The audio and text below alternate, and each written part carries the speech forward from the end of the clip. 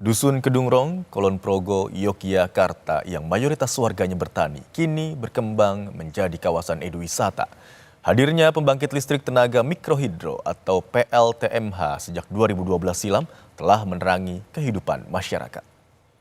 Sungai Tinalah membentang sejauh 15 km dari hulu di pegunungan menoreh ke hilir Kali Progo.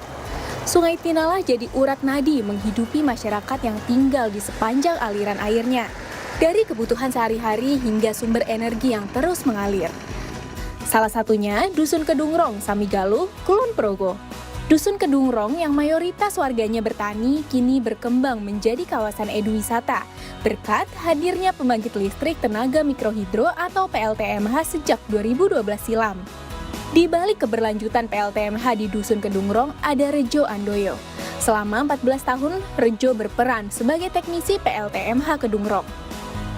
Di tengah kesehariannya bertani, Rejo menyempatkan untuk menjaga energi yang menerangi kehidupan masyarakat.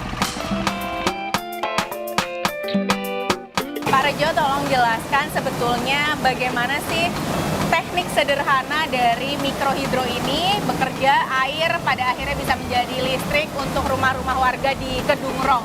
Oke, jadi dari ada saluran air, kita ambil sodetan, ini kapasitas 800 sampai 1.500 meter kubik per detik. Ya. Ini sebagai pengatur supaya nanti air itu nggak semuanya harus masuk ke sana ya, masuk ke rumah itu. Jadi ini nanti ini dibuka. Oh, ini buka tutupannya dari sini Ya, ya? iya, ini kunci, Mbak. Kalau ini kelebihan nanti alatnya yang kena. Oh. Jadi ini untuk ngatur kebutuhan air di turbin. Secara sederhana, PLTMH adalah pembangkit listrik skala kecil yang memanfaatkan aliran air untuk menghasilkan listrik. Cara kerjanya, debit air masuk ke sebuah saluran untuk menggerakkan turbin. Energi mekanik putaran turbin diteruskan ke generator untuk diubah menjadi energi listrik. Listrik yang kemudian dialirkan ke rumah-rumah warga. Bagi warga Dusun Kedungrong, keberadaan PLTMH berperan penting dalam kehidupan sehari-hari. Meski kapasitas listriknya belum cukup membuat warga beralih dari listrik PLN sepenuhnya, pembangkit ini tetap jadi penopang energi warga, terutama kalau listrik PLN mengalami pemadaman akibat cuaca buruk.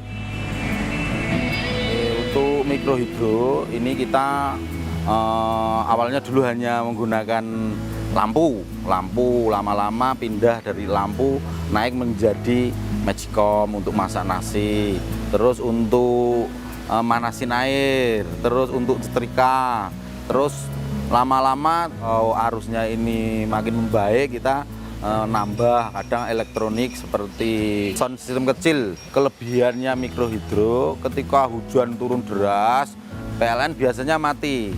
Ini mikrohidro tetap hidup, tetap aman. Tak hanya itu, dengan adanya pembangkit listrik tenaga mikrohidro, warga desa pun bisa lebih menghemat biaya listrik. Taruhlah misal untuk pajak PLN sebulannya 150. Tapi dengan adanya PLTMH itu kan berkurang, Mbak, karena semua kebutuhan sudah beralih ke PLTMH.